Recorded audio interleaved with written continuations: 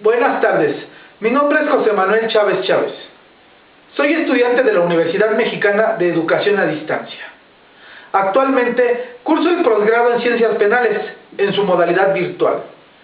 En esta ocasión presentaré dos trabajos, uno sobre el concurso de delitos y otro sobre un acuerdo de amnistía emitido por el gobierno federal. Pero antes de entrar en materia de estudio de lo que es el concurso de delitos, conozcamos qué es la palabra concurso. La palabra concurso proviene del vocablo latino concursus, que significa concurrencia, simultaneidad de hechos, causas o circunstancias. Por lo tanto, dicha expresión se utiliza para indicar que una persona deberá responder por varios delitos cometidos. Hecha esta aclaración, procedamos a ver qué es el concurso de delitos en mi entidad federativa, que es el Estado de México. En esta diapositiva vemos al sujeto activo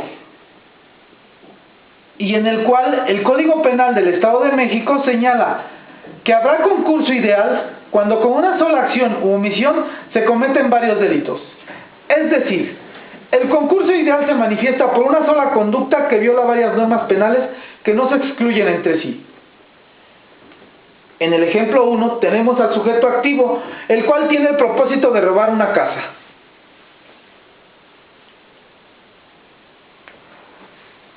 En esta diapositiva observamos que dicho sujeto activo, para cometer el delito de robo, se introduce por la ventana a la casa. Por lo tanto, podemos decir que con esa sola acción se configuran dos delitos. El primero, el robo a casa-habitación, ya que el ladrón tiene frente a sí una sola intención, que es robar. Y el segundo se estimaría el allanamiento de morada, ya que desatiende un deber de cuidado que personalmente le incumbe, y en razón de ello se producen los dos resultados delictivos. En la siguiente diapositiva veremos el ejemplo número 2 del concurso ideal, establecido en el mismo Código Penal del Estado de México en su artículo 18. En esta diapositiva tenemos que el sujeto activo pone un artefacto explosivo en un cajero automático con el fin de provocar un daño a la institución crediticia.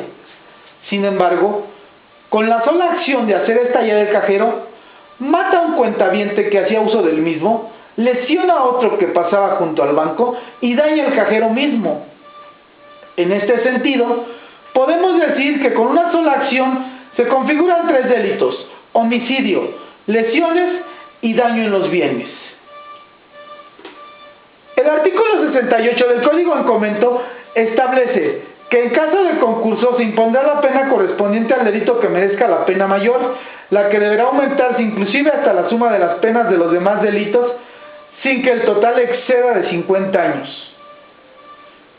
En este ejemplo, observamos que la pena impuesta será la de homicidio, debiéndose aumentar la suma de los otros dos delitos. En la siguiente diapositiva veremos el ejemplo de lo que es el concurso real, establecido en el mismo artículo 18 y en el cual se señala que habrá concurso real cuando con pluralidad de acciones u omisiones se cometan varios delitos. El ejemplo 1 nos muestra al sujeto activo ingresando a un banco con el propósito de asaltarlo. Pero el policía le hace frente y el sujeto le dispara hiriéndolo de gravedad. Posteriormente, un señor se pone histérico y el sujeto nuevamente dispara, provocándole la muerte. En este tenor, el agente, con pluralidad de acciones en diferentes momentos, provocó varios delitos. La siguiente diapositiva nos va a mostrar el ejemplo número 2 del concurso real. Y se da cuando el sujeto activo realiza un día tráfico de drogas, otro día mata y una ocasión más asalta bancos. Este concurso real se fundamenta por la pluralidad de acciones delictivas cometidas por el mismo sujeto, es decir, un día trafica drogas, otro día mata y una ocasión más asalta bancos. Podemos decir que el sujeto, por medio de actuaciones independientes, comete varios delitos. Y se dice que si no hay sentencia por ninguno de ellos, se está en presencia del concurso real. Ahora bien, Es importante distinguir entre el concurso real y el delito continuado, porque como ya vimos, el primero se manifiesta por una pluralidad de acciones por el mismo sujeto que resulta en varios delitos, y en el segundo se forma por la pluralidad de conductas que violan una misma norma penal. Es decir, el delito continuado presenta unidad de propósito y de precepto penal infringido. En este tema observamos tanto el concurso ideal como el concurso real. Ahora pasaremos al segundo tema, que es el acuerdo de amnistía emitido por el gobierno federal. Y tenemos que el 1 de enero de 1994 estalló en el estado de Chiapas una rebelión contra el gobierno, liderada por el Ejército Zapatista de Liberación Nacional, el llamado EZLN. Su reclamo, más derechos para los indígenas y una reforma agraria, entre otras cosas. Este acontecimiento trajo consigo que el gobierno reprimiera la rebelión 12 días después. A raíz de estos hechos, surge el diálogo entre el EZLN y el gobierno. Salinas de Gortari, presidente en turno, ofreció dinero y obras públicas. Sin embargo, los chiapanecos lo rechazaron por tener en ese momento una larga tradición de gobiernos corruptos y mentirosos. Así, el 22 de enero de 1994 se publicó en el Diario Oficial de la Federación la Ley de Amnistía, emitida por el presidente Carlos Salinas de Gortari a través de su honorable Congreso de la Unión. En esta diapositiva tenemos un cuadro sinóptico de las personas beneficiadas de esa ley de amnistía, y la cual decretaba que habría amnistía a favor de todas las personas en contra de quienes se había ejercitado o pudiera ejercitarse acción penal ante tribunales del orden federal por los delitos cometidos en los hechos de violencia del 1 al 20 de enero de 1994 en el estado de Chiapas. Dicho acuerdo fue otorgado y benefició a estas personas, estableciéndose que en lo futuro no podían ser interrogadas, investigadas, detenidas, etcétera, por los hechos que comprendía esta amnistía. Asimismo, la ley de amnistía en su artículo 3 señala: la amnistía extingue las acciones penales y las sanciones impuestas respecto de los delitos que comprende, dejando subsistente la responsabilidad civil y a salvo los derechos de quienes puedan exigirla. Mi conclusión en este tema es que ante tales acontecimientos no le quedó otra alternativa al gobierno que decretar la ley de amnistía a través del Poder Legislativo. Fue un parteaguas en la vida social de México, ya que empezaba la decadencia de un partido en el poder, el PRI, la transformación de una sociedad más justa y el reconocimiento de los pueblos indígenas.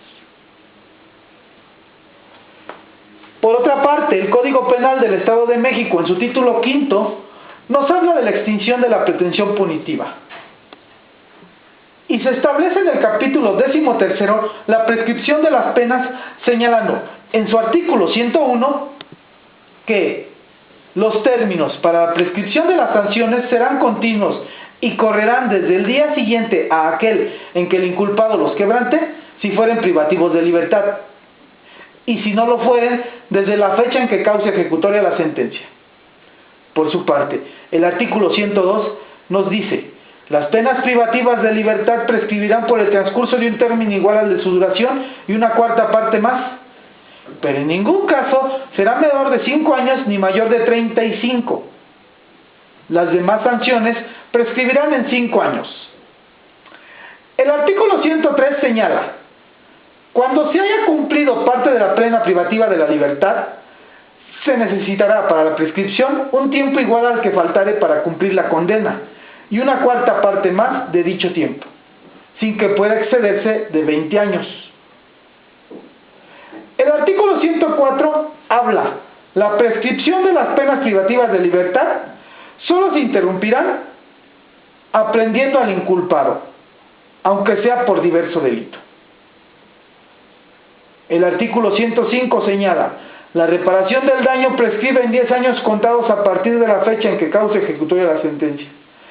Y por último, tenemos que en el artículo 106, la prescripción de las penas de multa y reparación del daño a favor de la Procuración y Administración de Justicia se interrumpirá en el caso del artículo 36 por el inicio del procedimiento fiscal respectivo y en cualquier otro por la presentación de la demanda para hacerla efectiva.